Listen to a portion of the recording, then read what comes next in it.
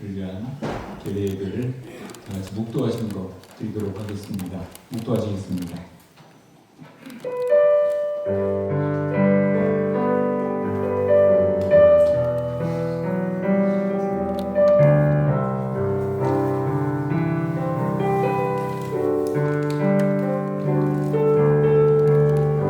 너희 권능 있는 자들아, 영광과 능력을 여호와께 올릴지어다. 여호와께 그의 이름에 합당한 영광을 돌리며 거룩한 옷을 입고 여호와께 예배할지어다.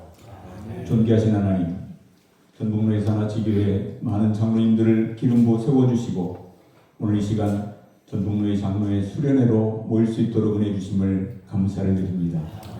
우리의 믿음을 새롭게 점검하고 주 안에서 함께 교제하고 은혜 나누는 수련회 되도록 인도하여 주시옵소서. 아멘. 예수님의 거룩하신 이름으로 기원하옵나이다. 아멘. 함께 찬송가 288장 보시겠습니다.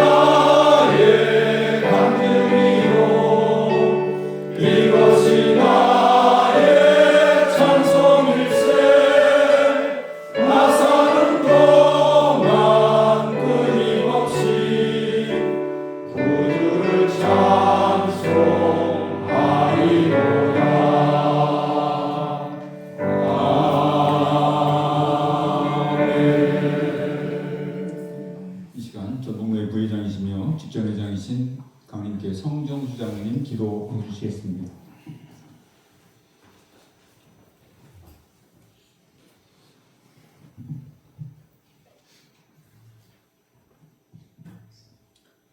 사랑하는 하나님, 저희를 사랑하셔서 전북로회 장로의 공동체 안에서 믿음의 동역자로 믿음의 길곳으로 살아갈 수 있도록 은혜를 주신 부활의 주님께 감사드리며 찬양하오니 영광 받아주옵소서. 특별히 주님께서 귀하게 쓰시는 이곳 신광교회에서 장로 수련을 열 수 있도록 허락하신 주님, 또한 이곳에 많은 장로님들이 함께할 수 있도록 도와주신 은혜에 감사드립니다. 주님께서 기름부어 장로로 세우신 뜻을 기억하며 더 좋은 장로가 되기 위하여 또한 장로의 본분을 찾아가기 위하여 끊임없이 배우고 실천하며 품위와 품격을 지켜나가는 성숙한 신앙인으로 주님 보시기에 부끄럽지 않는 삶을 살아가는 저희 장로들 되도록 주님께서 함께하여 주옵소서. 지교회를 섬겨나갈 때 아론과 홀처럼 돕는 손길이 되어서 섬기는 교회의 교역자들을 돕고 성도들을 섬기며 주님께 인정받는 삶을 살아가는 장로들이 되기를 소망합니다. 하나님을 경외하며 마음을 다하고 정성을 다하여 하나님을 섬기고 하나님의 명령과 규례를 지켜나가며 주님 나라 확장을 위하여 불평등을 무너져내는 이 나라의 기초 회복을 위하여 혼탁해져가는 이 시대의 신앙 회복을 위하여 쉬지 않고 기도하기를 원합니다. 이 나라의 항구적인 평화의 정책을 위하여도 또한 온 지구촌의 기후 위기와 평화를 위하여도 너희 중에 누구든지 지혜가 부족하거든 모든 사람에게 후히 주시고 꾸짖지 아니하시는 하나님께 쉬지 않고 간구하는 저희들 되기를 소망합니다. 특별히 제53회기 전북로의 장로의 사업들 하나하나 이루어 나가며 주님께 영광 돌리기를 소망하며 이 수련회를 준비하느라 수고한 이원교 회장님과 임원들, 여권들, 물심양면으로 돕는 손길들 일일이 기억하여 주기를 소망합니다. 이 시간 전북노예를 이끌어 나가시는 노회장 이재현 목사님 단위에 세우시사오니 갑절의 영광을 더하여 주시고 저희들에게는 들을 귀를 열어주셔서 말씀으로 하나 되기를 소망합니다. 이 시간 이후 순서마다 주님께서 함께해 주시사 은혜로운 수련회가 되기를 소망하며 살아가는 날 동안 부활의 주님과 동행하며 날마다 새롭게 변화되어 하나님의 동역자들의 삶을 살아가기 원하시는 예수님 이름으로 기도하옵나이다. 아멘.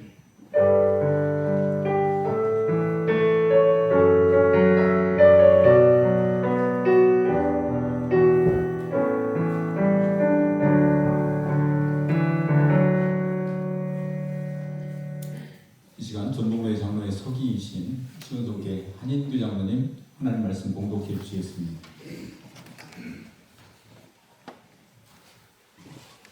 오늘 우리에게 주신 말씀은 시편 51편 10절 말씀입니다. 제가 봉독하겠습니다. 하나님이여 내 속에 정한 마음을 창조하시고 내 안에 정직한 영을 새롭게 하소서. 아멘. 이 말씀은 살아계신 하나님의 말씀이십니다. 아멘. 이 시간 전북로의 노회장이시며 소양교회를 섬기시는 이지연 목사님 나오셔서 전북로의 장로의 수련회 개회예배 설교 및 주제 강의 말씀을 전해주시겠습니다. 목사님 나오실 때 힘찬 박수로 환영해 주시기 바랍니다. 목사님 나오시겠습니다.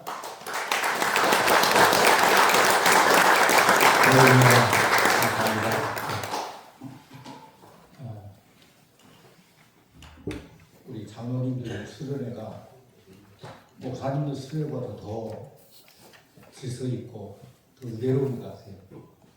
참 분위기 좋습니다. 너무 감사하고요.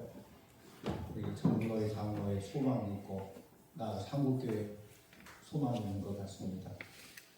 오늘 주제가 어떻게 됩니까? 주여 나를 새롭게 하소서. 제가 본 화면이 없네요.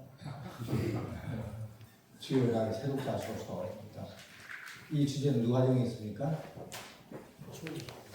제가 정한 거 아니에요. 저 아무 상관없는 주제고 또 알고 보니까 전북노회 장로에서 정한 것도 아니더라고요.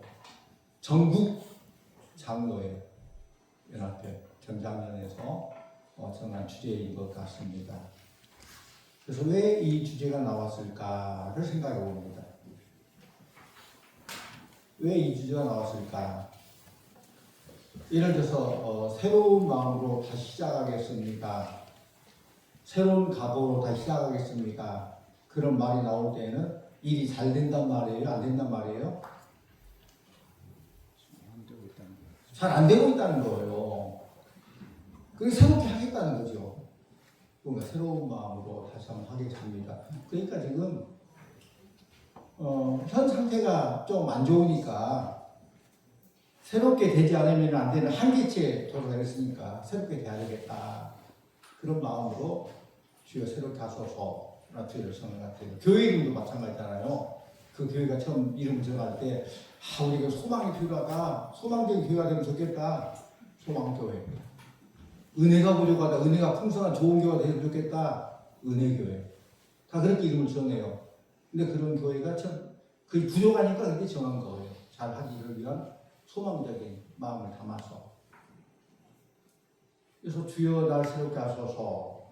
일단은 새롭게 되지 않으면 안 되는 그 한계치에 도달했다. 뭔가 변화가 필요하다. 그런 배경이고, 왜 우리가 새로워지지 않은가? PPT 나오나요? 네. 왜 우리가 새로워지지 않은가? 살아가는 우리 모두는 한 방향, 어느 한 길로 향해 가고 있습니다. 시작이 있으면은 끝이 있는 거예요. 창세기 1장 1절에 뭐라고 나왔어요? 태초에 하나님이 천지를 창조하십니다. 그 태초에가 뭘까요? 맨 처음에 영어로는 in the beginning 그래요. 우리 주제가 주여 새롭게 하셨는데 부제가 더 좋은 장로 되길 해야 돼요. 더가 어도 아니고 더예요. 더 정관사 더. 그러니까 더 좋은 장로는 아마 최고의 비교해가지고 또 다른 장로가 아니라 하나님 안에서 최고의 장로 되기 위해서 더라고 했던 것 같은데 이거 같은 in the beginning 맨 처음에 그런 뜻이에요. 그래서 시작이란 말 그 속에는 끝이라는 말이 포함되어 있는 거예요. 그렇죠? 시작되는 언제가 끝이 있다는 것이 내포되어 있는 거예요. 태초에 그러면은 끝이 있는 것이죠. 우리 태초에 창조하셔서 지금 어디론가 가고 있죠. 언제 끝이 있겠죠. 물론 그 역사 속에서 우리 예수님 오시고 BC, 비포 크라이스트, 주선, AD, 아노도민 그 이어인도로 주님 함께한 해로 그게 구분이 되죠. 그런데 우리는 어디를 향해 가고 있어요. 근데 지금 한 방향으로 가고 있는데 우리가 잘 보면은 낡아지는 길, 늙어 가만히 놔두면 자연스럽게 낡아지고 늙어져요. 이것은 아무도 예외가 없습니다. 아무리 부자라도 아무리 뭐 대단한 건강한 사람이라도 부자인 오펠로도 마찬가지 말년에 막 탈모가 생기고 또 뭐 질병으로 고생을 해서요. 부를 가리겠다고 모두 해결된 거 아니에요. 또 건강한 사람도 마찬가지예요. 뭐 이런 진시 황제가 뭐 불로초를 구하려고 했는데 그 모든 게 다 무용지용 됐다는 거 알잖아요. 또 우리가 슬프게 하는 것은 세계에서 뭐 가장 힘이 센 뭐 세계 챔피언, 뭐 격투기 그런 사람도 세월이 지나니까 점점 늙어져요. 나중에 병들고 죽고 세월 앞에 장사가 없어요. 또 그렇게 멋진 미스 코리아 그런 사람도 세월이 지나니까 주름이 생기고 늙어서 할머니가 되고 그런 거 보면은 참 여러 가지 많은 생각들이 들죠. 세월 앞에 장사가 없다 그런 생각이 들죠. 우리도 마찬가지입니다. 우리 연세가 드니까 머리가 또 하얗게 되고 주름살도 늘어나고 몸은 쇠약해지고 이것이 바로 몸의 늙음이에요. 세월이 지나면 몸이 늙어요. 그런데 더 중요한 것은 몸만 늙은 게 아니라 우리 마음도 늙다라는 것이죠. 감동이 사라집니다. 새로운 일에 대한 도전이 무서워요. 일도 재미가 없습니다. 삶이 무미건조해집니다. 그 마음의 늙음이에요.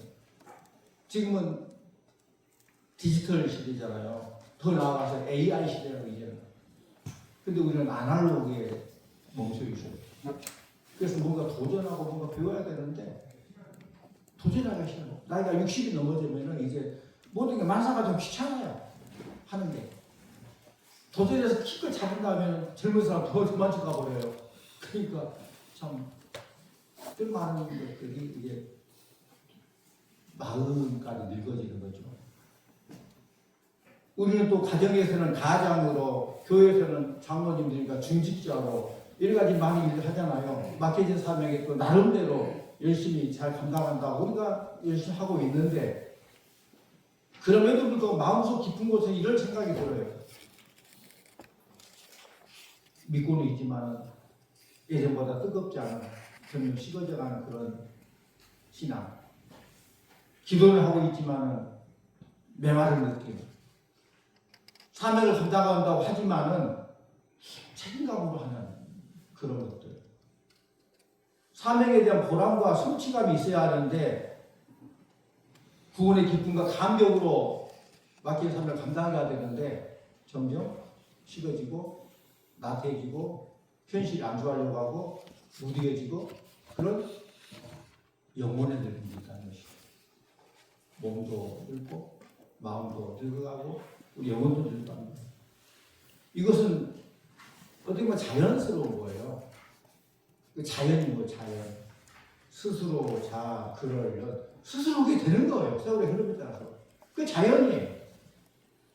누구나 시간이 지나면서 조금씩 이렇게 지치고 무뎌져 가고 처음함을 잃어가게 됩니다. 우리의 신앙도 시간이 지남에 따라서 이렇게 식어져 가고 있습니다. 그래서 오늘 다윗이 이렇게 기도하지 않습니까? 오늘 본문 말씀이죠. 하나님이여 내 속에 정한 마음을 창조하시고 내 안에 정직한 영을 새롭게 하소서. 이 기도는 하나님 앞에 서 있는 사람의 기도예요. 하나님을 아는 자의 기도예요. 사실 직분이 오래되다 보면은 처음 직분 받을 때는 뭔가 사명감에 좀 뜨거워지고 뭐 해야 되겠다. 하나님 앞에 부끄러운 삶을 살아야 되겠다. 그런 다짐이 있고 결단이 있잖아요. 근데 직분이 좀 오래되다 보면은 직분에 대한 긴장감이 사라집니다. 또 우리가 봉사하고 교회에서 이런저런 일을 하다 보면 경험이 축적되잖아요. 경험이 축적되다 보니까 그 경험이 축적된 만큼 기도를 늘 하게 됩니다. 기도보다 경험을 더 의지하게 되는 것이죠. 그래서 하나님은 오늘 말씀 자세히 보니까 열심히 하라라고 말씀하지 않고 새롭게 되라라고 말씀한 거예요. 왜 새로워지지 않으면 안 되느냐? 새롭게 되지 않으면 자연이 끝나요. 그러려면 스스로 그렇게 돼버려요. 늙는다는 것은 자연스러운 흐름입니다. 자연의 순리예요, 순리. 제가 이제 한국에서 법을 전공했지만은 법이란 말이 그 말이에요. 물후에 갈거잖아요. 법은 순리예요. 그러니까 순리를 또 가는데 그게 잘 안 되니까 그 순리에 맞게 해야 되겠다. 법을 만드는 것이죠. 그 순리예요. 법이에요. 문제는 우리의 육체만 늙는 게 아니라 우리의 영혼까지 함께 늙어버린 것입니다. 젊다라는 것은 단순히 나이가 적다는 뜻이 아니라 생명력이 살아있는 그런 상태를 젊다라고 하죠. 우리 늙다 젊다의 어원을 보면은 나왔죠? 이거 뭐 만들어낸 거고 뭐 보니까 그래요. 늙다, 늙다, 니을 기억했는데 늘 그대로이다. 늙다, 늘 그대로이다. 그리고 늘어지다. 그게 늙다예요. 그러니까 내적인 변화나 진보가 없는 늘 그대로예요. 뭔가 발전이 있고 도전이 있고 뭔가 성취가 있고 나아가야 되는데 늘 그대로 늙은 거. 근데 젊다는 저희가 니은이잖아요. 저를 매다. 그 가만히 가면 늘 그대로이고 늘어진 것을 자연히 수지하겠죠. 늘어져요. 그게 이게 마음의 법칙이죠. 이게 중력의 법칙이죠. 늘어져요. 그런데 저를 매다는 이 늘어진 힘보다 매는 힘이 강해가지고 당기면은 저를 매는 거죠. 자연의 힘보다 강한 힘으로. 그래서 젊게 보이려고 요즘 사람들은 막 성형외과 가지고 리프팅을 해요. 이걸 당기고 추천력을 막 이걸 당기려고 리프팅 시술을 해가지고 젊게 보이려고. 그러니까 늘 세워지지 않으면 안 되는 이유가 뭐냐? 세워지지 않으면은 자연이 늙기 때문에 그런다는 거예요. 다음 보면은 다윗은 큰 죄를 짓고 나서 자기 상태를 깨달았습니다. 그래서 제가 처음에 시작할 때 말씀드린 것처럼 주여 나를 새롭게 하소서. 이 배경은 시편 51편 그 성경 표제물을 보면은 뭐라고 적혀 있습니까?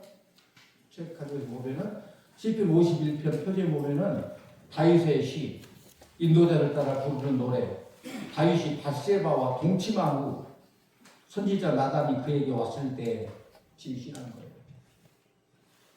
그러니까 큰 잘못되어 있을 때 큰 죄를 짓고 이렇게 주여 나를 새롭게 하소서. 그 하나님께 기도하는 것입니다. 어떻게 기도합니까? 고쳐주세요. 나아지게 해주세요. 그렇게 기도하지 않고 창조하시고 새롭게 하소서. 그렇게 돼요. 그러니까 새롭게 하소서는 단순히 고치고 보완하는 것 그것이 아니라 완전히 새롭게 만드는 거예요.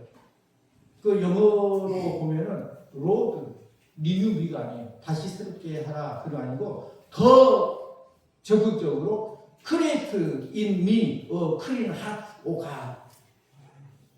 그러니까 정한 마음으로 나를 창조하소서. 이미 그는 더티 하트라는 거죠. 이미 바트하고 동점하고 더러운 이 마음을 더티 하트를 클린 하트로 창조하십시오. 이렇게 기도하는 거예요. 이게 조금 뭐 고쳐가지고 뭐 미봉적으로 하는 게 아니라 완전히 새롭게 하는 그걸 말하는 거예요. 늙고 병든 마음은 고쳐서 되는 것이 아니기 때문입니다. 우리 고린도후서 4장 16절 말씀 나오나요? 같이 봅니다. 시작.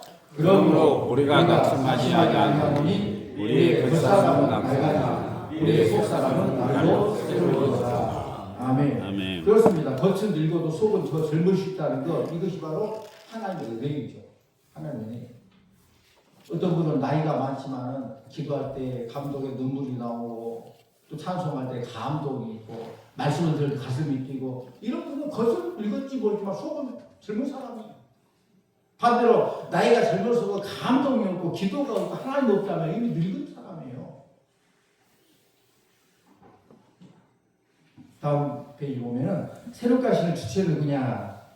하나님이시죠. 하나님이요 그랬잖아요. 하나님이요 내 속에 정한 마음을 창조하시고 내 안에 정직한 영을 새롭게 하소서. 누가 우리를 새롭게 하시냐? 다윗은 하나님이요 그러므로 하나님의 새롭게 하심을 고백하고 있습니다. 근데 우리는 자꾸 그래요. 내가 뭔가 해봐야 되겠다? 내가 하겠다? 특히 우리 남성분들은 그렇잖아요. 아, 내가 남자니 내가 뭐 결단하고 하면 모든 게 다 할 수 있어. 그걸 생각하잖아요. 내 능력을 해결해 보려고 합니다. 부족함을 내가 채워보려고 합니다. 물론 그 나쁜 건 아닙니다. 참 좋은 거예요. 그런데 신앙에서 가장 큰 착각은 내가 뭐든지 할 수 있다는 거. 그 신앙의 착각이에요. 빌립보서 4장 13절 같이 봅니다. 내게 능력을 주시자 하셔서 내가 모든 것을 할 수 있느니라. 아멘. 그렇습니다. 내가 모든 걸 할 수 있다라고 했는데 여기서 내가 모든 걸 할 수 있다. 내 힘으로 한다는 말 아니라 전제가 뭐예요? 내게 능력 주시자 안에서. 전제가 있고 내가 못 할 수 있는 거예요. 그걸 다시 해석해봐요. 그러면 내게 능력 주신 자 밖에서 나는 아무것도 할 수 없습니다. 맞죠? 아멘. 그래서 보통 말하잖아요. 하면 된다. 참 좋은 말이죠. 하면 된다. 근데 하면 다 되나요? 여러분 하면 된다. 하면 다 되는가요? 꿈은 이루어진다. 여러분 꿈이 다 이루어지셨습니까? 참 하려고 안 한 사람보다 하려고 한 사람이 성공하겠고 꿈을 가지고 나간 사람이 성공하겠죠. 그러나 결론적으로 하면 되니까 하나님께 주셔야 됩니다. 꿈도 하나님께 이루어 주셔야 되는 거예요. 우리 인간 한계 있어요. 그 어떤 사람은 깊은 늪지대에 빠져가지고 스스로 나오려고 애를 쓰는데 애를 쓰면 스스로 늪지대에 점점 빠져 들어가잖아요. 누군가 강한 손에서 끌어올라왔는데 아 내가 한번 해보고 안 되면 잡을게요. 그럼 기회가 없어 점점 빠져 죽는 거예요. 우리의 영혼도 이와 같습니다. 우리가 죄의 문제, 마음의 문제, 본성의 문제 이것은 노력한다고 해결된 거 아닙니다. 하나님의 능력이 필요해요. 다윗도 고쳐주세요라고 말하지 않고 창조해주세요 그랬어요. 리뉴라고 말하지 않고 크리에이트라고 말했어요. 창조해달라는 거예요. 망가진 시계를 고치려면 뭐 겉만 기름칠하고 바꾼다고 되는 거 아니에요. 속이 완전히 망가졌는데 속을 완전히 고쳐야죠. 우리 인생도 마찬가지입니다. 습관을 고칠 수 있고 행동을 조절할 수 있으면 그러나 영혼을 내가 새롭게 할 수 없습니다. 그러므로 우리 기독교의 본질은 하나님이 하신다입니다. 따라합니다. 하나님이 하십니다. 하나님이 하십니다. 하나님께 해주시기를 원합니다. 다음 페이지. 모든 종교는 두 부류의 종이 있다고 그래요. 뛰는 몸만 있고 자력 정도, 타력 정도, 스스로자 힘력. 자력 정도는 자기 힘과 노력을 통해서 구원에 이르게 된다라는 정도로 뭐 비교해서 뭐몇 번 절을 하고 힘들교에서 그런 것들. 타력 정도는 인간의 한계를 인정하고 절대적 구원에 의하지 않고는 구원할 수 없다라는 타력 정도예요. 우리 기독교는 뭐예요? 타력 정도이죠. 우리 에베소서 2장 8절을 같이 볼까요? 너희는 그 은혜에 관하여 믿음으로 말미암아 구원을 구원을 받았으니 이것은 너희에게 난 것이 아니요 하나님의 선물이라. 여러분 구원 받았습니까?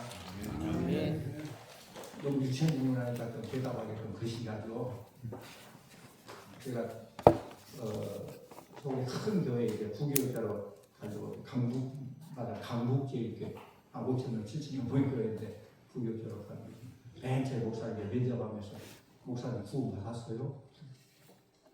그 지금도 생생해 구원 받았어요? 갑자기 그러고 좀 뭔가 받았습니다. 어떻게 받으셨어요? 말씀을 이제 받는 거죠. 이런 구원 받았다고 했어요. 어떻게 구원 받으셨어요? 네?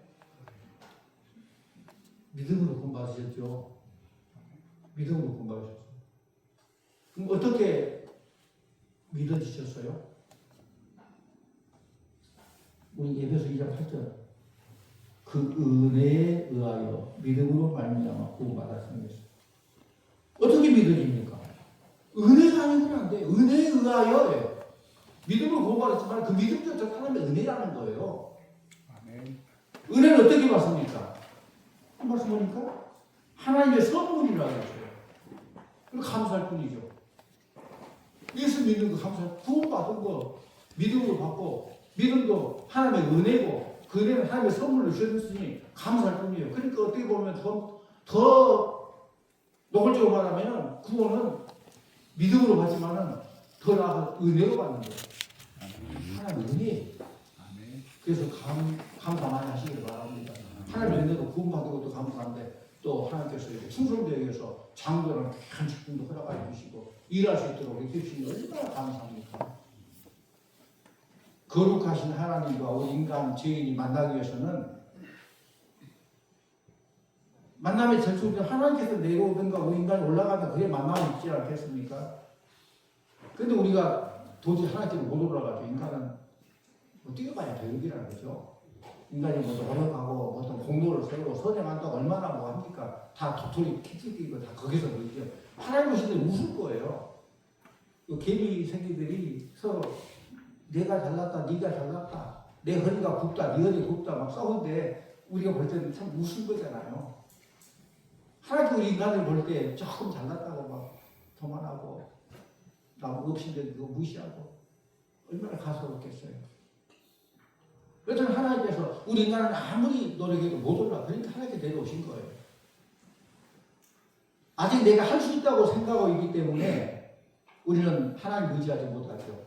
그래서 내 경험이 있고 아직 내 능력이 있고 내 방법이기 때문에 하나님 의지하지 못하는데 하나님 우리가 내가 할 수 없는 자니까 우리 인도해요. 그때 우리는 인간의 한계가 하나님의 역사가 시작이 된 것이죠. 베드로를 보면은 베드로가 물 위를 걸을 때 예수님 바라보고 걷지 않습니까? 그 다음에 막 풍랑이 일고 막 파도가 있고 파도를 바라보니까 그냥 빠져들어가요. 이때 베드로가 뭐라고 해요? 베드로 한 말, 그 말이 중요해요. 주여 나를 구원하소서 그래요. 진짜 베드로가 참 대단하다고 생각해요. 베드로는 그 갈릴리 바다에 베테랑 어부잖아요. 자기 나름대로 막 헤엄치고 막 그렇게 할 수 있을 것 같아요. 그래서 빠져 막 주여 나를 구원하소서 그래요. 그 대단한 거예요. 자기 힘으로 하려고 하지 않는다는 거예요. 주님을 의지한다는 거예요. 여러분 지금까지 많이 애쓰고 노력해 왔습니다. 충성도 여겨서 장로로 또 장로로 세워주시고 많은 일들을 여러분을 통해서 하시고 제가 늘 그렇잖아요. 분명히 우연이 아니고 이 시대에 꼭 필요해서 여러분들을 이 시대에 보내주셨고 또 이곳이라는 곳에 또 이 전북노에 꼭 필요해 전북노에 살아있는 교회를 섬길 수도 있으시고 시대 속에서 이 환경 공간 속에서 여러분들 일하시는 하나님께서 불러주셔서 상 주셨다는 거예요. 이것은 우연이 아니라는 거예요. 그래서 우리는 내 방법, 내 모든 걸 내려놓고 지금까지 수고 많이 하셨는데 오늘 이 시간 하나님 우리에게 요구할 것은 더 노력하라가 아니라 나를 의지하라. 네가 네 힘으로 더 해봐라가 아니라 나를 의지하라. 네 방법을 내려놓고 하나님 손에 맡기라는 말이에요. 자, 하나님이 새롭게 하는 대상 가운데죠. 자, 내 속 사람, 내 속에란 말 있잖아요. 내 안에라고 있잖아요. 우리 간혹 이런 말 합니다. 아, 이제부터 말 조심해야지, 행동을 바르게 해야지, 잘 섬겨야지. 물론 중요하지만 성경은 내 속에 정한 마음을 창조하시고 내 안에 정직한 영을 새롭게 하소서라고 말합니다. 그러니까 하나님은 우리 껍데기를 고치고 오는 게 아니라 우리 속 사람을 새롭게 하기를 원하신다는 거예요. 속을 바꾸기를 원한다는 거예요. 하나님 우리 겉사람이 아니에요. 겉을 바꾸려고 말투를 바꾸려고 행동을 바꾸려고 이미지를 관리합니다. 그런 하나님은 껍데기가 아니라 속이다. 속이 바꿔지면 겉이 바꿔지는 것이죠. 왜? 내 속에 있는 것이 겉으로 표현돼 나오죠. 언어도 마찬가지예요. 언어도. 내 속에 있는 그런 마음들이 언어라는 도구 중에 밖으로 표출돼 나오는 것이죠. 그러니까 형식, 언어의 형식은 존재의 표현이에요. 내 안에 뭐가 존재해 있느냐에 따라서 그 언어로도 나오기도 하고 글로도 나오기도 하고 나의 표정이나 제스처로 나오기도 하고 다 내 속에 있는 게 나오지 속에 없는 게 나오지 않잖아요. 내 속이 세워져야 돼요. 우리 사무엘상 16장 7절 같이 볼까요? 여호와께서 사무엘에게 이르시되 그의 영광과 하지 말라. 내가 이미 그를 버렸노라. 내가 부른 것은 사람과 같지 아니하니 사람은 외모를 보니와 나 여호와는 중심을 보리라 하시더라. 아멘. 우리의 중심으로 생각하는 거예요. 우리 중심이 뭡니까? 마음이죠. 마음. 우리를 2부로 한다면, 둘로 분간하면 영혼과 육체 그러죠. 셋으로 분간하면 영과 혼과 육 그렇게 말하죠. 여기서 중요한 것은 혼의 영역, 마음이라는 거예요. 마음이 왜 중요하느냐? 마음은 영과 육 사이에서 모든 결정을 하는 것 때문에 마음이 참 중요해요. 자동차에도 엔진도 있고 뭐 바퀴도 있고 그렇지만은 그 방향을 정해서 가는 것은 핸들이잖아요. 우리 마음이 곧 우리의 삶의 방향을 정한 핸들과 같아요. 핸들이 틀어지면은 좋은 엔진도 뭐 좋은 바퀴도 소용없어요. 우리 마음은 인생의 방향을 정하는 핸들과 같습니다.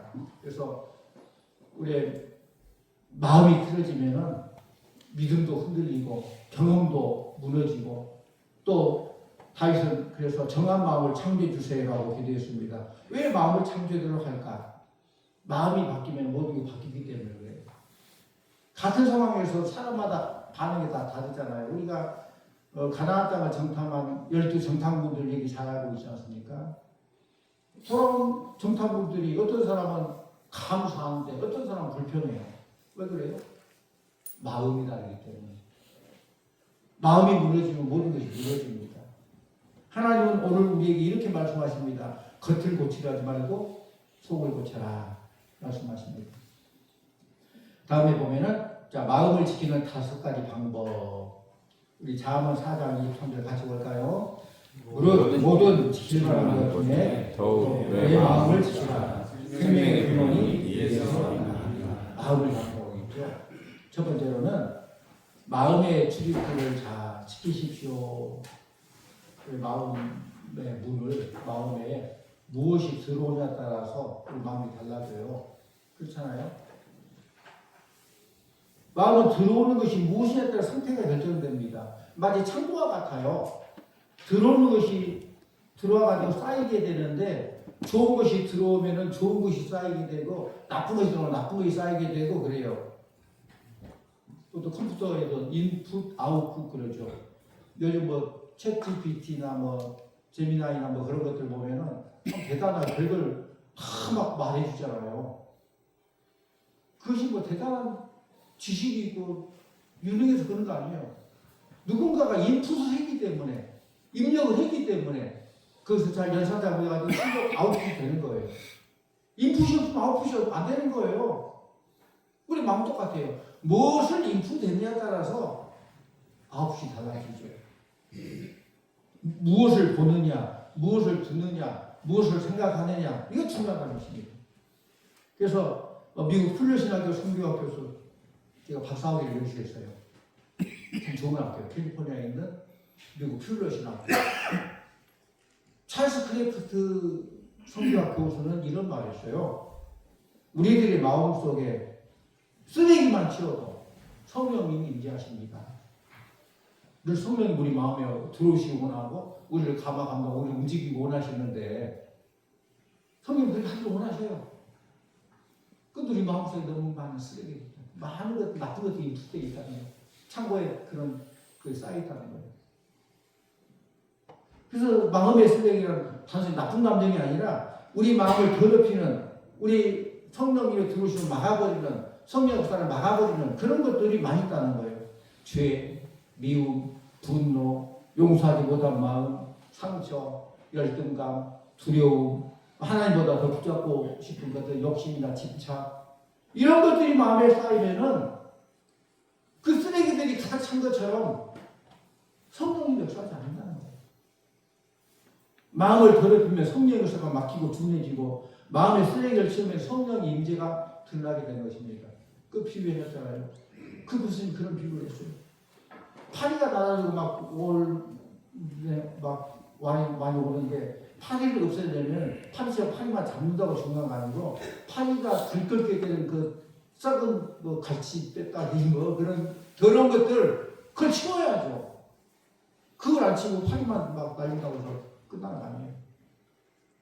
파리가 좋아하는 먹잇감을 없애야지 파리가 쪄도 되는 거 아니다. 쥐를 퇴치하기 위해서 마찬가지. 쥐가 먹을 수 있는 먹잇감을 없애야지 쥐만 쪄준다고 오는 거 아니라는 거죠. 성령의 역사도 정결한 마음에서도 풍성하게 나타나는 것입니다. 내 마음이 불평을 계속 들으면 불평으로 채워지고 부정적인 말을 계속 들으면 마음이 어두워집니다. 그래서 여러분들이 다 그래도 리더잖아요. 교회에서 리더고 사회에서 리더적인 여러분들인데 리더들의 마음이 참 중요해요. 그래서 의도적으로 여러분들은 하나님의 말씀을 늘 가까이 하고 좋은 것들을 가득 채우기를 원하고 그렇게 하고 그래서 이렇게 더 좋은 자문이나 이런 수련하는 것도 마찬가지예요.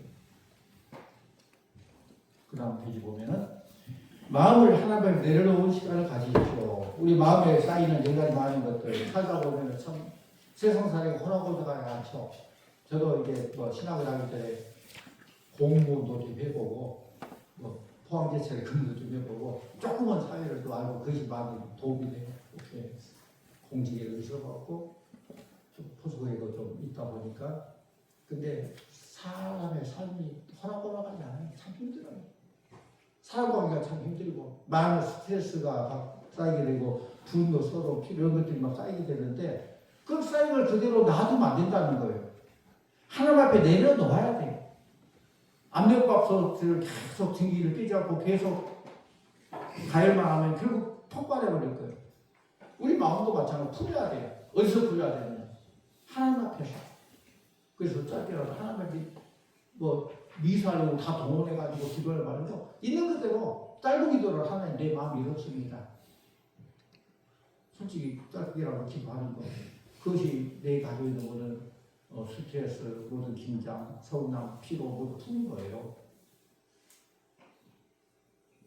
장마철에 비가 많이 오는데 그 뚝을 다 막아놓으면은 물이 차가지고 그러고 뚝이 터져버리잖아요. 뚝을 안 터지게 하려면 어떻게 해야 돼요? 살살 지나가게 풀어줘야 돼요. 물 빠지도록 해줘야 돼요. 이러고 가서는 터져버려요. 결국. 물리하게 된 트로피라는 게 있어요. 풍선에 계속 어떤 에너지를 가하게 되면 결국 나중에는 어느 시점에 터져버려요. 억눌려 있던 질서가 무너지게 되고 그 엔트로피의 증가로 무질서가 폭발하게 되는 것입니다. 그래서 마찬가지로 이 쌓인 스트레스, 분노, 서운함, 피로를 하나님 앞에 풀어놓아야 된다. 마태복음 12장 28절 수고하고 무거운 짐자 다 내게로 오라 내가 너 쉬게 하니까 우리 주님의 초청의 말씀이죠. 다음 페이지 보면은 감사로 마음의 방향을 바꾸십시오. 이거 선택이에요. 어떻게 보면 감사, 불평은 선택 같아요. 조건이 아니에요. 밖에 감사하는 사람은요. 감사할 일이 없어도 감사하더라고요. 또 불평하려고 하는 사람은 좋은 일이 많이 있어도 또 불평하더라고요. 내가 어떤 삶을 살겠는가를 선택 같아요. 불평을 선택하면 더 불평하게 되고 감사를 선택하면 더 감사할 일이 많아지게 되고 그 선택입니다. 컵에 있는 물을 보고도 이 컵이 반이구나 이거 반밖에 없다고 불평하는 사람도 있고 반이나 있네 감사하는 사람도 있고 그런 게 있잖아요. 또 장미꽃을 보고도 장미꽃이 이렇게 예뻐 가시가 달린 나무인데 이렇게 예쁜 꽃이 피었네 너무 좋다 그런 사람도 있고 반대로 가시만 보고 이렇게 꽃은 괜찮은데 가시가 붙어가지고 이렇게 성가시게 할까? 또 불편한 사람도 있고 무엇을 보느냐 어떻게 생각하냐에 따라서 감사하기도 하고 불평하기도 하는데 우리 장로님들은 늘 동차에 감사하고 늘 감사를 선택하십시오. 그리고 더 감사가 풍성해질 줄로 믿습니다. 리더가 늘 감사하면 공동체가 밝아지고 리더가 늘 불평하면 공동체가 어두워져요. 그래서 여러분들은 어떻게 보면 사인이 아니라 공인이에요. 장로님이기 때문에 각 교회에서 성도는 여러분의 표정에 따라서 교회 분위기가 바뀌어져요. 이번 주일 날 우리 장로님들이 밝고 너무 행복해 보여 그러면 교회들이 다 밝고 행복해지는데 장로님들이랑 너무 힘들고 그냥 짜증난 것처럼 보이고 그러면 그 성도들도 감정이입되는 거예요. 임받으신다는 거예요. 그래가지고 분위기가 그렇게 돼버린 거예요. 그래서 여러분들은 물론 우리 주님이 목자시고 양떼이지만 여러분은 최소한 앞서가는 양떼예요. 그렇죠? 앞서가는 양떼. 여러분이 잘 가야 돼요. 여러분 엉뚱하게 들어가면 뒷다리 날때 다 엉뚱한 데 가거든요. 여러분 쫄뚝쫄뚝 두고 가면 뒷다리 날때 다 쫄뚝쫄뚝 두고 흐르면 가는 거예요. 그런 아주 중요한 위치에 있는 것을 알고 늘 밝고 감사하고 또 행복한 장로님들 다 되기를 원합니다. 네. 마음을 지키는 가장 강력한 방법은 말씀으로 채우는 것이다. 마음을 내려놔서 마음 비워싸기만은 사실 비운 게 중요한 거가 아니라 뭘 채우느냐가 중요한 거예요. 마음의 진공 상태가 있을 수 없고요. 채워야 돼. 마태복음 12장 말씀 보면 빈집의 위험에 대해서 우리 주님 말씀하셨어요. 귀신이 나가게 되고 집은 깨끗해졌는데 주인이 없이 비어있기 때문에 그 집에 다시 더 악한 것들이 들어와서 그 사람 형편이 전보다 더 심해졌다. 우리의 신앙도 마찬가지예요. 죄를 끊어버리고 습관을 고치는 거 중요합니다. 겉모습은 좋아지는데 만약 그 마음에 예수님이 계시지 않는다면 오히려 더 악하게 될 수 있다는 거예요. 그러니까 하나님께서는 깨끗한 집으로 만들기를 원하는 것보다 더 나아가서 하나님이 거하시는 주님이 왕으로 다스리시는 그런 집이 되기를 원하십니다. 이런 마음이 정하죠. 그 더러운 치우는 것도 중요하지만은 말씀으로 채우고 또 성령으로 채우고 해야 돼요. 그런 거 비워두지 말고 말씀으로 채우고 기도로 채우고 성령으로 채우십시오. 빈 마음은 유용하지만은 주님이 계신 마음은 가장 안전합니다. 우리가 어두움을 없애려면 잘 알잖아요. 어둠을 없애려면 어둠 물러가라고 소리친다고 물러가는 거 아니잖아요. 빨간 머리 띄고 어둠만 물러가라 막 외친다고 물러가는 거 아니잖아요. 빛이 있어야 되겠죠. 빛이 들어오면은 됩니다. 그래서 죄를 없애려고만 하지 말고 말씀으로 채우는 기도로 채우는 그런 의도가 되겠고 다음 페이지 보면은 순종을 통해서 마음을 단단하게 만드십시오. 순종할 때 변화가 된다는 거예요. 순종할 때. 운동할 때도 머리로만 운동하는 게 아니라 몸이 따라줘야 돼요. 머리로만 하면 몸이 변합니까? 아닙니다. 움직여야 돼요. 신앙도 머리로만 알기만 하면 그대로인데 순종할 때 변화가 되는 거예요. 디모데 후서 3장 14절 말씀 보면은 너는 배우고 확실한 일에 거하라 라고 했어요. 이 세 가지죠. 배우고 확실한 것에 거하라. 배우고 머리에 의뢰돼.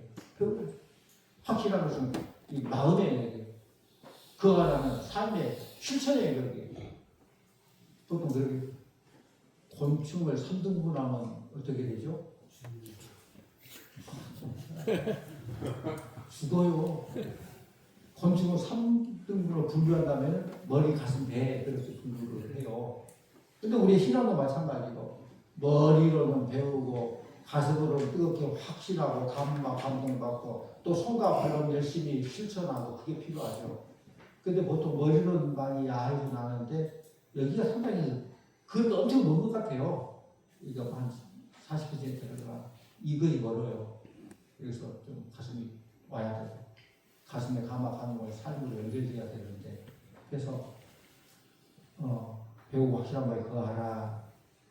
이렇게 지금까지 이렇게 마음을 지키는 5가지 원리를 꾸준히 실천하면은 하나님께서 우리의 마음을 더욱 새롭게 해주실 것입니다. 그 배가 항해할 때 가장 중요한 것은 목적지랑 방향이죠. 방향이 잘못되면 안 되죠. 방향이 잘못되면은 빨리 가면 갈수록 더 엉뚱한 데로 더 멀어지잖아요. 안 간 것만 못 가죠. 우리 인생도 마찬가지예요. 능력보다 더 중요한 것은 방향입니다. 리더들이 그 참 조심해야 되겠죠. 열심히 한다고 하는데 엉뚱한 열심히 하면 안 하는 만 못하죠. 정보도 마찬가지예요. 옛날에는 정보가 힘이다, 아는 게 힘이다 해가지고 정보가 굉장히 힘이었는데 지금은 정보가 힘이 아니에요. 올바른 정보가. 가짜 정보는 오히려 우리를 망하게 해요. 얼마나 정보 홍수 시대에서는 취사선택을 잘해야 돼요. 그런 거예요. 그 방향. 그래서 하나님 우리에게 능력보다 정한 마음을 얻으시기 원하시고 성공보다 더 중요한 것은 우리의 중심이다. 능력보다 더 중요한 것은 방향이다. 그래서 늘 하나님께 물어서 하나님 내가 지금 이 길로 가는 게 잘 가고 있습니까? 늘 점검을 해야 돼요. 점검을 해야 돼요. 그 다음에 보면은 하면 하나님의 능력은 창조의 능력입니다. 오늘 다윗의 기도에서 하나님이여 내 속에 정한 마음을 창조하시고 이거 중요한 단어는 창조입니다. 창조. 무에서 유를 창조하고 우리 하나님께서 무에서 유를 창조하시잖아요. 또 그 창조는 무에서 유만이 아니라 또 좀 저급의 유에서 또 고급의 유도 창조하잖아요. 이거 하나님만 할 수 있는 거예요. 발명은 달라요. 하나님의 창조와 인간의 발명은 다르죠. 발명은 있는 그 제대로 하려면 또 다른 걸 만드는 거예요. 그래서 다윗은 하나님 새로 만들어 주십시오라고 기도해요. 새로 만들어 주십시오. 내가 할 수 없는 것을 인정하는 그 자리에 하나님의 창조가 시작되는 거예요. 그러니까 하나님은 리모델링 하는 하나님이 아니라 새로 지으시는 하나님이에요. 지금 창조는 우리가 태초에 하나님 천지를 창조하셨다. 맨 처음에 이렇게 했지만은 그럼 맨 처음에 그때만 창조하고 지금 그냥 방관하고 놀고 계신 하나님인가? 그거 아니죠. 좀 계속해서 새롭게 재창조, 우리의 마음을 내 속을 새롭게 하소서 창조한 것처럼. 그러니까 창조는 과거의 사건만이 아니라 현재의 역사이기도 해요. 하나님 옛날에 천지를 창조하셨고 지금도 창조하십니다. 그래서 무너진 마음을 다시 세우시고 식어버린 일정을 다시 불붙게 하고 포기한 삶을 다시 일으키시고 그래요. 하나님의 창조는 지금 계속 이루어지고 있고 주님 내 힘을 셀까 하소서 늘 주께 기도할 때 하나님 다시 셀게 해주시고 주님 내 힘으로 바꾸려 하지 않겠습니다. 하나님 능력을 셀까 해주셔서 이렇게 기도해야 돼요. 하나님 우리를 고쳐쓰는 분이 아니라 새롭게 하시는 분이라는 것이죠. 다음 보면은 하나님 우리를 새롭게 하는 목적이 뭐냐? 맡은 직분, 사명, 맡은 가정, 교회 사명을 잘 감당하기 위해서 새롭게 하십니다. 우리 고린도후서 5장 17절 같이 볼까요? 그런즉 누구든지 그리스도 안에 있으면 새로운 기둥이라 이전 것은 지나갔으니 보라 새 것이 되었도다. 아멘. 리더들의 가장 큰 위기는 실패가 아니라 점점 굳어지는 거예요. 더 이상 감동이 없고 눈물이 없고 변화가 없는 상태. 이것이 가장 위험합니다. 다음 이 보면은 변화냐 변질이냐 우리가 다시 한번 도전하면서 그 질문해 봅니다. 변화와 변질은 다르죠. 어떤 사람이 도시생활을 오래 하다 보니까 도시생활이 참 쉽지 않잖아요. 일에 대해서 스트레스를 받고 또 사람 관계 속에서 인간관계 의미도 있고 그러다 보니까 은퇴하고는 좀 이렇게 신강교회처럼 이렇게 공기도 좋고 좋은 환경에서 좀 이렇게 살고 싶다라고 귀촌하기로 결심하고 시골에 아주 오래된 집을 하나 샀어요. 겉으로 보기에는 아주 멀쩡한 집이어서 페인트 칠도 잘하고 창문도 잘 달고 깨끗하게 잘 꾸몄습니다. 그런데 1, 2년 살다 보니까 집이 기울어지기 시작해요. 왜 그래요? 왜 그럴까요? 잘못 샀으니까 그러겠죠. 잘못 샀어요. 왜 잘못 샀어요? 속 내막을 모르고 껍데기만 보고 샀어요. 속에는 썩어지고 기울어지는데 껍데기만 보고 그렇게 해서 보이는 것이 다가 아닙니다. 한번 따라해 볼래요? 보이는 것이 전부가 아닙니다. 세상에는 보이는 것보다 보이지 않는 것이 더 많죠. 우리가 보이는 것은 너무 국한적이에요. 보이지 않는 엄청난 것이 많이 있어요. 너무 멀리는 안 보이죠. 미국 보입니까? 안 보여요. 또 반대 너무 가까이 있는 거 안 보여요. 내가 가장 가까이 있는 눈썹이 있는 눈썹이 안 보여요. 너무 큰 것도 안 보여요. 이 지구가 보이니까. 너무 작은 것도 안 보여요. 뭐 바이러스 세균 같은 것도 안 보여요. 보이는 것이 다가 아니에요. 우리 신앙도 마찬가지입니다. 우리가 겉으로는 교회도 다니고 찬송도 부르고 봉사도 하고 직분도 있습니다. 그러나 하나님에게서 마음이 멀어지면 그 변화가 아니라 변질이에요. 그래서 우리가 스스로 이런 질문을 해봐야 됩니다. 나는 지금 변화하고 있는가? 변질되고 있는가? 어떻습니까? 여러분 변화하고 계십니까? 변질되고 계십니까? 그대로이십니까? 그대로는 아까 말한 것처럼 그대로는 없어요. 늘 그대로다, 늙으다 그 말이에요. 처음 예수 믿을 때는 봉사도 많이 하고 예배가 기다려지고 잘 믿으려고 노력도 하고 그런데 세월이 지나다 보니까 이렇게 직분도 받다 보니까 그렇게 안주하려고 해요. 또 새롭게 도전하는 걸 만사가 귀찮아져요. 그런 경우 많잖아요. 다음 세월의 흐름에 따라 모든 게 다 변하는데 중요한 것은 어떤 방향으로 변하느냐. 변하는 건 두 가지가 있어요. 변화냐, 변질이냐. 이걸 여러분 잘 질문하고 주여 나를 새롭게 하소서. 여기서 이 질문이 다시 나와요. 나는 지금 새롭게 하는데 변화가 되고 있냐, 변질되고 있냐. 이전보다 더 좋아진 것은 변화하고 이전보다 더 나빠진 건 변질이에요. 변화는 발전하는 것이죠. 더 좋아지는 것이죠. 더 성숙해지는 거예요. 더 아름다워지는 거예요. 그런데 변질은 본질이 망가지는 거예요. 더 안 좋아지는 거예요. 예를 들어서 우유를 생각해요. 우유가 무엇을 만나냐에 따라서 변화도 되고 변질도 돼요. 우유가 좋은 균을 만나게 되면은 좋은 발효기를 만나게 되면은 요구르트도 되고 치즈도 되고 더 좋은 더 비싼 것으로 바꿔주죠. 그걸 변화라고 하죠. 근데 그 우유가 부패기를 만나게 되면 썩어지죠. 마시지 못할 그런 우유로 되는 것이죠. 그 변질이라고 해요. 똑같은 우유지만은 어떤 우유를 만나냐에 따라서 변화됐느냐 변질되느냐 그 결과가 달라진다는 말씀입니다. 우리의 삶도 마찬가지입니다. 우리가 하나님을 만나면 변화되는 줄로 믿습니다. 아멘. 죄와 사단을 만나면 변질됩니다. 아멘. 하나님을 진짜로 만나는 삶은 변화될 수밖에 없어요. 왜? 그 하나님의 능력이 복음의 능력이에요. 성경에 보면은 하나님 만난 사람들 모두가 다 변화됐습니다. 모세 미디안 광야에서 그렇게 자기 혈기대로 살다가 미디안 광야를 쫓겨났는데 거기서 주님 만남으로 도망자에서 출애굽의 지도자가 되지 않습니까? 다윗 양치는 목동에 불과했지만은 하나님을 만나고 결국 그는 하나님의 마음에 합한 왕이 되지 않습니까? 베드로 겁 많은 그런 어부였지만은 예수님 만나고 복음을 전한 사도가 되지 않습니까?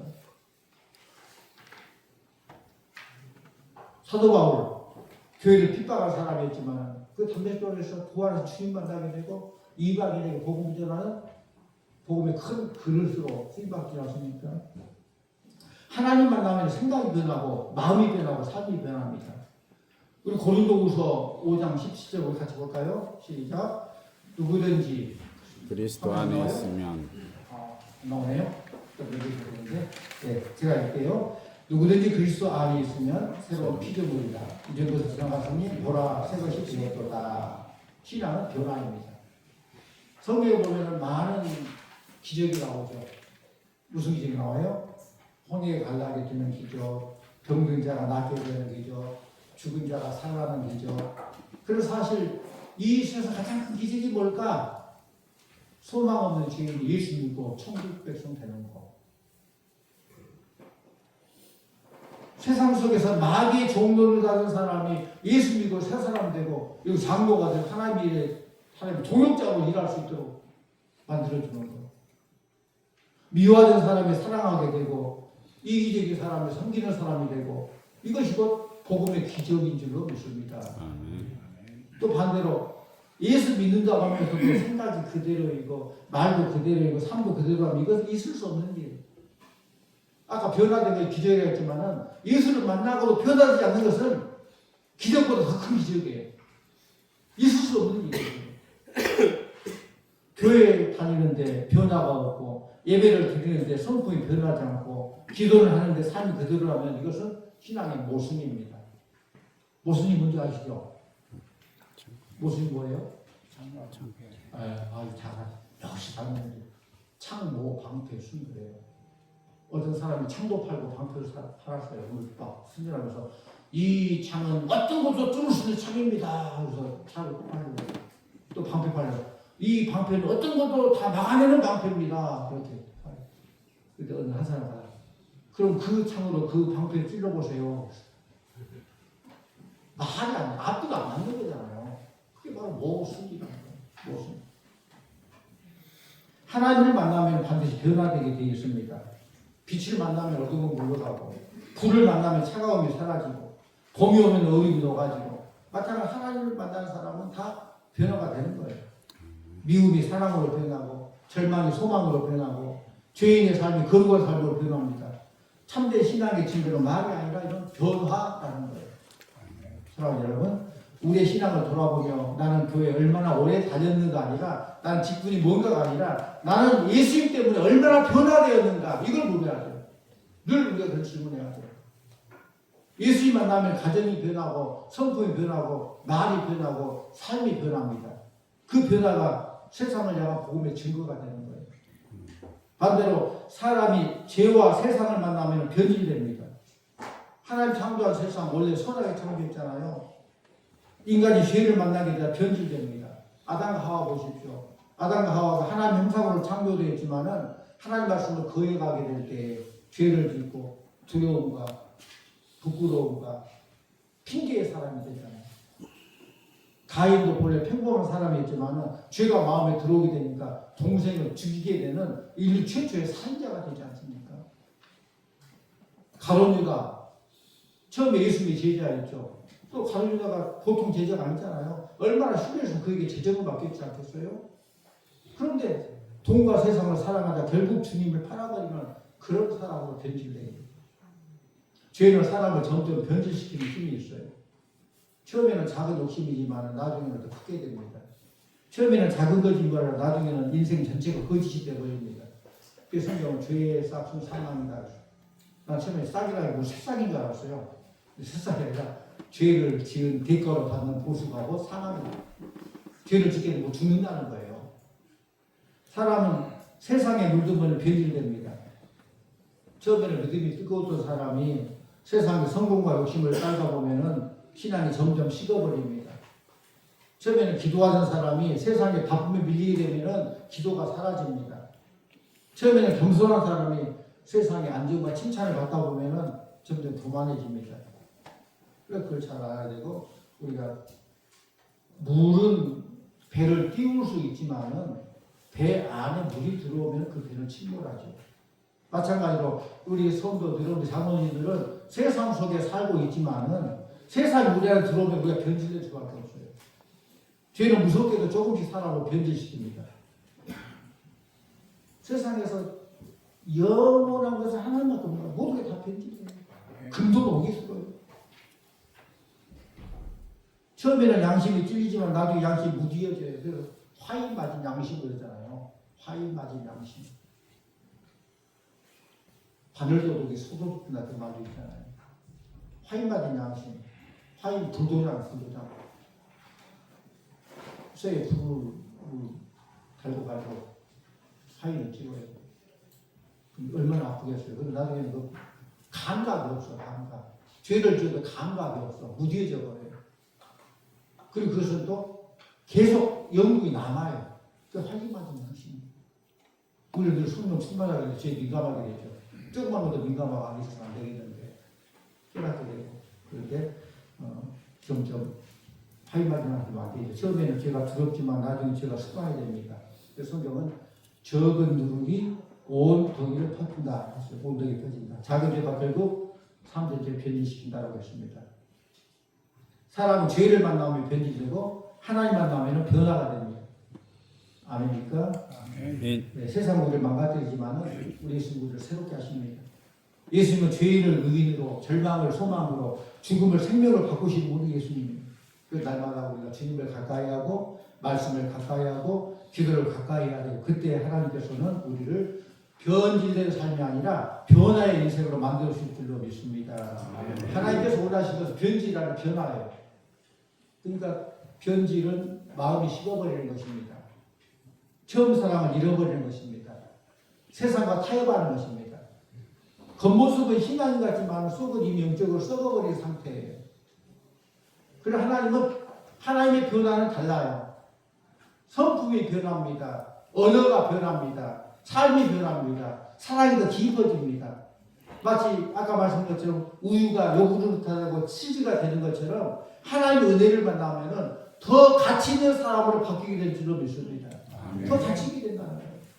무엇이 우리 안에 들어오느냐에 따라서 변화도 될 수 있고 변질도 될 수 있어요. 우리 안에 하나님 말씀이 들어오면 변화됩니다. 성령이 역사하면 변화가 됩니다.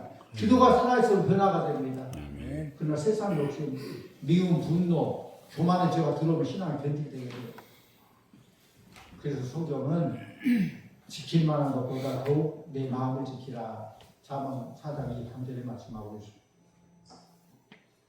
다윗은 왕이었지만 죄를 짓고 난 다음에 변질되었습니다. 그리고 그걸 깨달았어요. 그래서 그는 겉을 고쳐달라고 하지 않고 내 속을 새롭게 해달라고 기도했습니다. 이것이 참된 회개예요. 참된 신앙이에요. 성도님들, 사랑하는 장로님들, 하나님은 우리를 망가뜨리기 위해서 우리를 부른 거 아니에요. 하나님 우리를 아름답게 변화시키기 위해서 우리를 불러주셨습니다. 로마서 12장 2절에 너희는 이 세대를 본받지 말고 오직 마음을 새롭게 함으로 변화를 받아 하나님의 선하시고 기뻐하시고 온전한 뜻이 무엇인지 분별하도록 하라. 이 세대를 본받지 말라. 그러니까 이 세대가 악하다는 거예요. 죄악이 관영하다는 거예요. 세상 따라가면은 신앙은 변질된다는 거예요.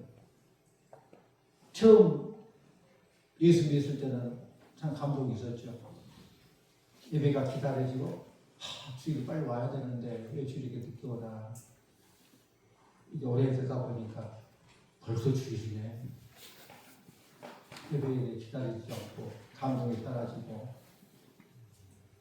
그런 있잖아요. 찬송도 기쁨을 해야 되는 그렇지 못하고 기도도 그렇고 시간이 지나면서 예배가 형식화되고 기도가 줄여지고 믿음이 실패합니다. 이게 바로 신앙의 변질입니다. 그런데 하나님께서는 오늘 주제처럼 우리에게 변화를 원하십니다. 마음을 새롭게 하면 변화받기를 원하십니다. 이 변화라는 말은 헬라어로 메타모르포시스 그래요.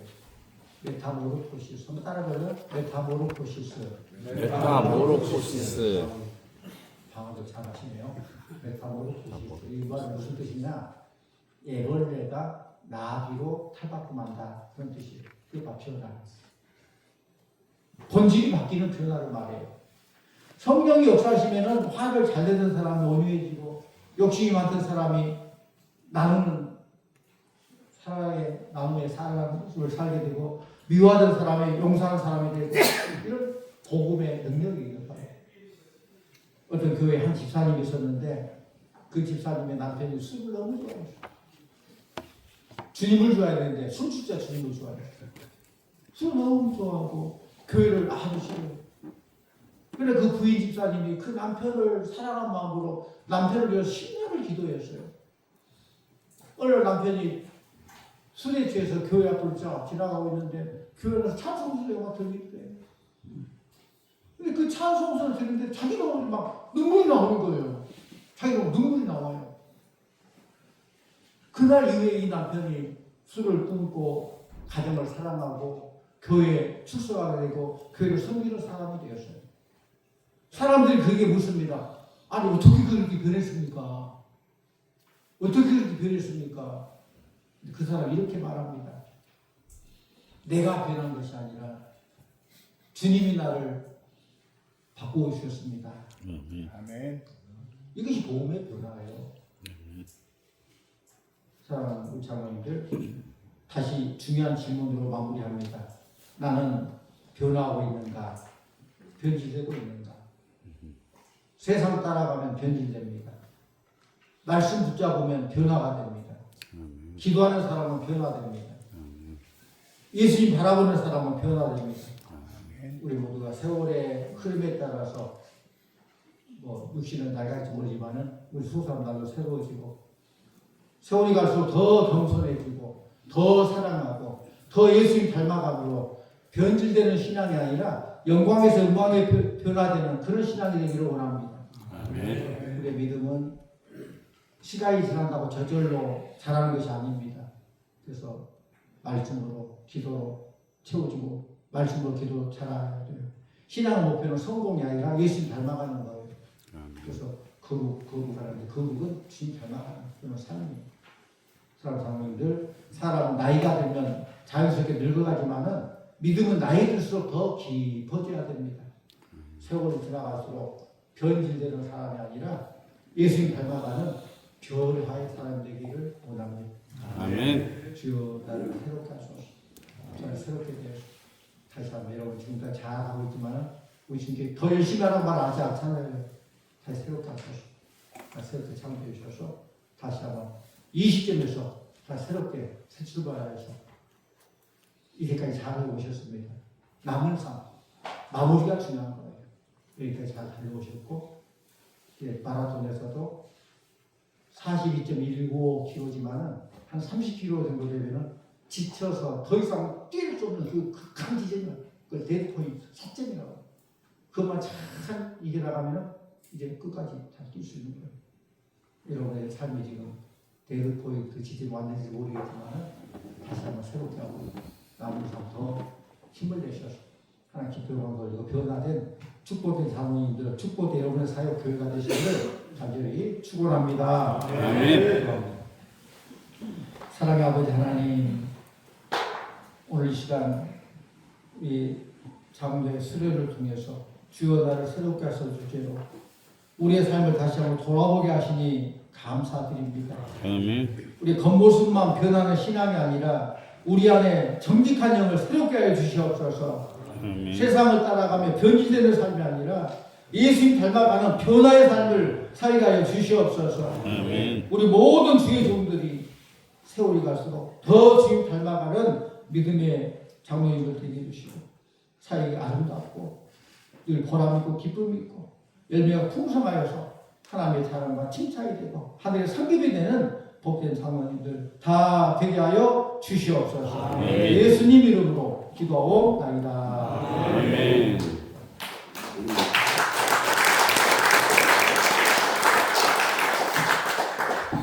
목사님 귀한 말씀 너무 감사합니다. 이 시간 우리 주신 말씀을 생각하면서 결단하는 마음으로 함께 찬송 323장 힘차고 좀 빠르게 찬양하도록 하겠습니다.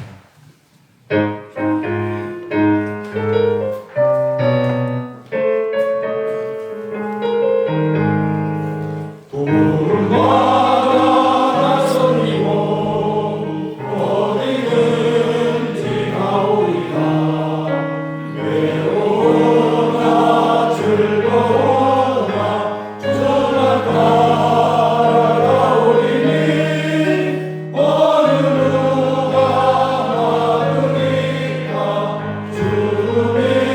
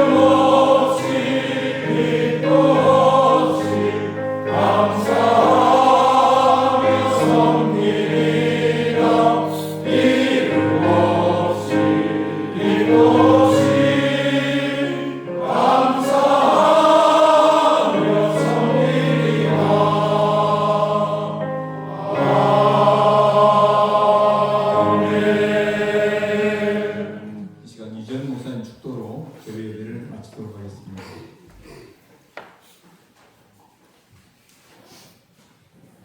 지금은 우리 주 예수 그리스도의 은혜와 우리를 새롭게 창조하시고 원하시는 아버지 하나님의 그 크신 사랑과 성령님의 감화 교통 함께하신 역사하신 충만하심이 오늘 전국 노예 장로의 수레로 모여서 함께 은혜받고 새롭게 변화되어서 남은 사역 열심히 잘 감당할 수 있도록 이루기를 원하는 모든 장로님들 머리머리 위에 함께하는 성도님들 위해 사역 위에 이제부터 영원토록 함께 하시기를 간절히 축원하옵나이다.